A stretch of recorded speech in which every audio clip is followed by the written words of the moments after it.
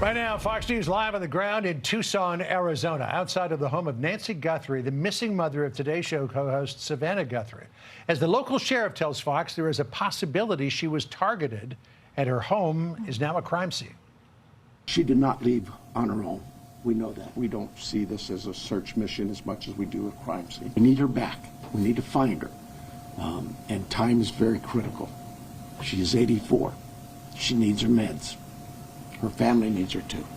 Welcome to a new hour of America Reports. I'm John Roberts in Washington, and we say good Monday afternoon to you. We do. It's a good Monday, not leading off with a very good story, though. No. Pretty bone-chilling, the comments from the sheriff in terms of what they know, what they don't know about her disappearance, that it is indeed looking more and more like a crime was committed here. Pretty terrible, but we're tracking that for you all afternoon long. I'm Jillian Turner in for Sandra Smith. Here's what we know so far about Nancy Guthrie's disappearance. She was last seen near her Arizona home on Saturday night. Her family was alerted Sunday morning by friends when she did not show up for church, something she attends every week. Hours later, her family reported her missing, and moments ago, the sheriff confirmed that a crime of some sort had occurred inside Nancy Guthrie's home.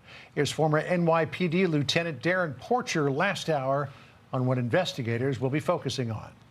It's impossible, physically impossible, for you to enter or exit a room without leaving a trace of your DNA. There has to be some level of a trace of DNA, be it a hair follicle or skin follicle, that would be present in that room. And I think that is going to be the focal point of what police are going to use to move forth to possibly finding an abductor.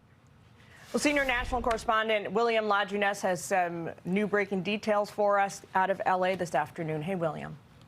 Well, Jillian, what we're doing is we're trying to parse what the sheriff said and what he didn't say. So here's more of what we know. Now, when the family and later police showed up at her house, Nancy Guthrie wasn't there and did not leave on her own accord, right? The sheriff saying it is a crime scene, but not saying why. Was the house turned upside down? Was someone looking for assets or a safe? Was anything taken other than the victim, jewelry or art? Also, he did not say this was a kidnapping, or was there any ransom, or was there contact with anyone she knew, or a housekeeper, or someone who knew the housekeeper, who knew she may have been an easy mark, or anyone who wanted to do her harm. We know she didn't just walk out of there. That we know. There are other things at the scene that indicate there was she did not leave on her own. We know that.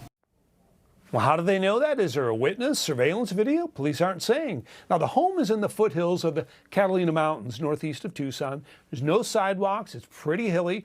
Her house is about 3,000 square feet. It's worth $1 million. Not atypical, however, of anything else in the neighborhood. So if you're a burglar or thief, there's no reason to choose this house over another, unless you had a reason. It's still very active in investigation. There were circumstances on scene that we believe are suspicious in nature, I think is the best way to put it.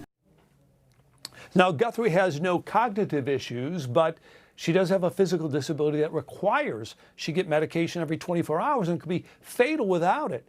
Now, police are asking, did anyone in the neighborhood see or hear anything unusual, maybe a make or model of a car, so they can get the license plate reader that was so critical in that Brown University case? And yet, Jillian, there's some cities in California now that are pulling their license plate readers because of fear that ICE is going to use the data.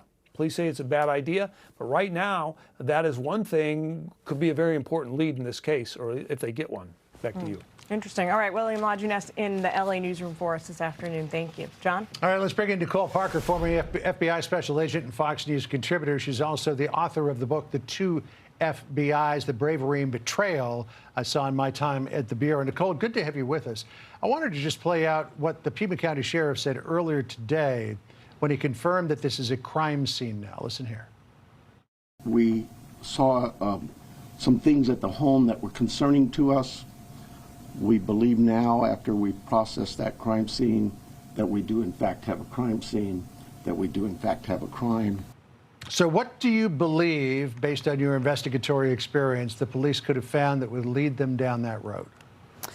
Look, obviously right now the integrity of the investigation is of utmost importance, so they are not giving all of the information to the public. But one thing that I did know is that there was a plea for help from the public, and they are literally asking, almost begging, if you see something, please say something, and we need everyone to cooperate with law enforcement. That was the message I got loud and clear.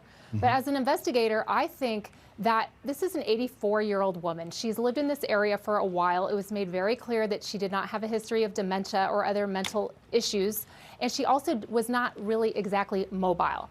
So in this instance, I would be looking very closely at individuals who know her pattern of life and would have had access to the home. Without knowing exactly what law enforcement saw, because they are keeping it confidential, think about that. Who are the caretakers? The home maintenance individuals, those that would know how to get into the home and could provide access to other individuals depending on what they found there. I think another thing that's extremely important is the camera system. She had cameras in or around her own home. And again, we know that the Ring doorbell cameras of neighbors is absolutely critical in basically all investigations right now. The other thing that's important are the community cameras, not just in the neighborhood, but in the nearby community. Did they pick up anything that was odd or abnormal in that time frame? And also the license plate readers. Was there a car that came to the home? What was it that happened? Because it is not common for an individual, let's say she was abducted from her home, it is not common to be abducted from your home by a complete stranger. And so again, they will be interviewing those that were the caretakers, the home maintenance individuals, not just them, but people that they knew and people that they might have provided access to. The other thing that's extremely important is that they have the phone. Her phone is in the custody of law enforcement. They're going to be looking at that. That is a treasure trove of information. What was the communications in the days and hours leading up to this, what they are now calling crime? Right. And if she had had it on her person, I guess they could have tried to locate her that way. We're looking at a picture of her street up there on the right. A lot of heavy foliage, it would seem, at the edge of the lots where they meet the road. So not sure a camera that was on a doorbell or somewhere else in the front of the house might have been able to pick up a vehicle if it stayed in the street as opposed to coming up into the driveway. You know, if you think of the relative of a well-known celebrity, your thoughts immediately go to, well, could this be an abduction for ransom? But as Darren Porcher was pointing out earlier on the program, we probably would have heard about a ransom demand by now.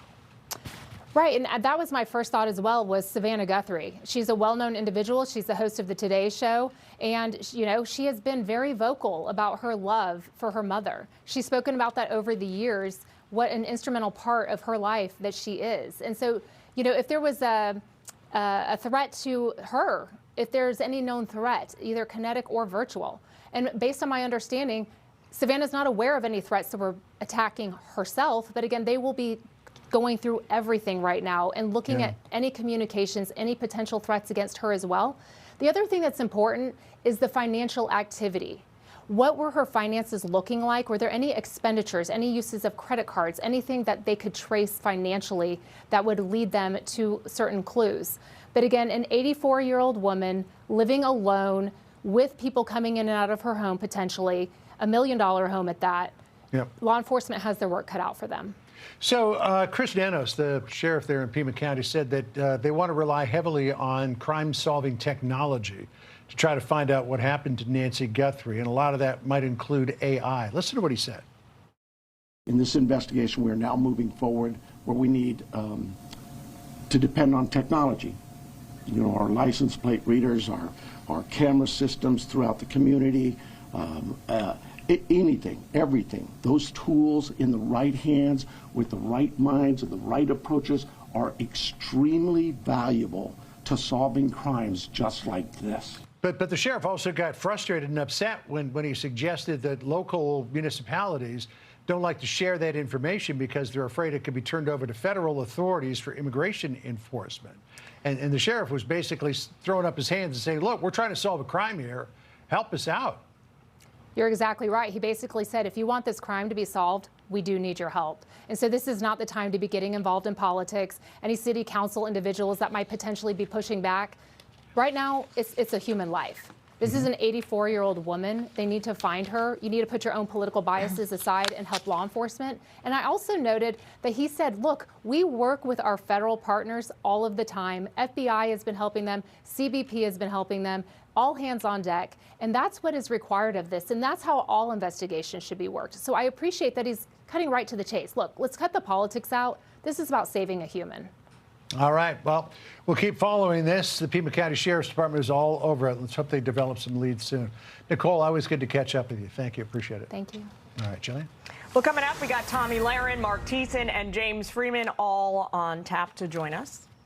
And we've got new insight into who is involved in those anti-ice signal chats that are being used in Minneapolis to track ICE agents.